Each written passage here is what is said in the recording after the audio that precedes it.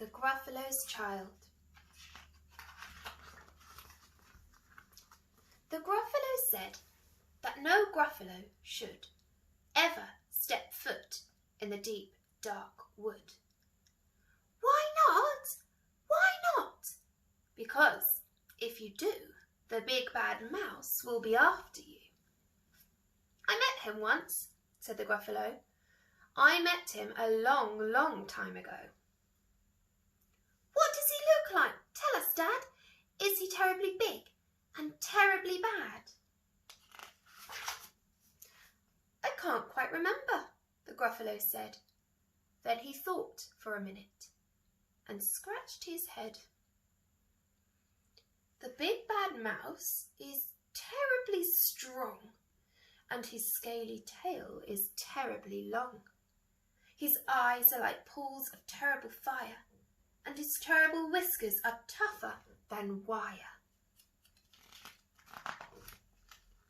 One snowy night, when the Gruffalo snored, the Gruffalo's child was feeling bored.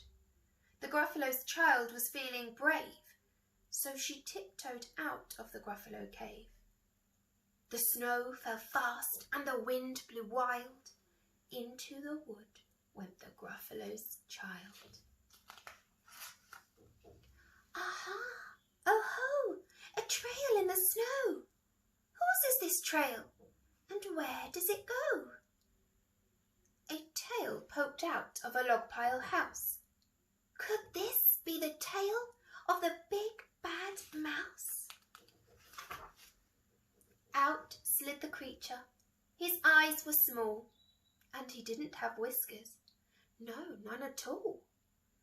You're not the mouse. Not I, said the snake. He's down by the lake eating Gruffalo cake. The snow fell fast and the wind blew wild. I'm not scared, said the Gruffalo's child. Aha! Oh ho! Marks in the snow. Whose are these claw marks?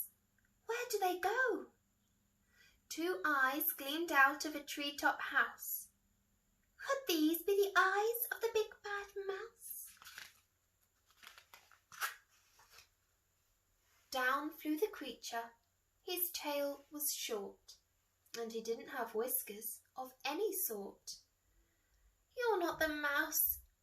Oh, not I, but he's somewhere nearby, eating Gruffalo pie. The snow fell fast and the wind blew wild. I'm not scared, said the Gruffalo's child. Aha! Oh ho! A track in the snow. Whose is this track and where does it go? Whiskers at last, and an underground house. Could this be the home of the big bad mouse? Out slunk the creature. His eyes weren't fiery. His tail wasn't scaly. His whiskers weren't wiry. You're not the mouse. Oh no, not me. He's under a tree, drinking Gruffalo tea. Oh, it's all a trick, said the Gruffalo's child as she sat on a stump where the snow lay piled. I don't believe in the big bad mouse. But here comes a little one out of his house. Not big, not bad, but a mouse at least. You'll taste good as a midnight feast. Wait, said the mouse. Before you eat, there's a friend of mine that you ought to meet.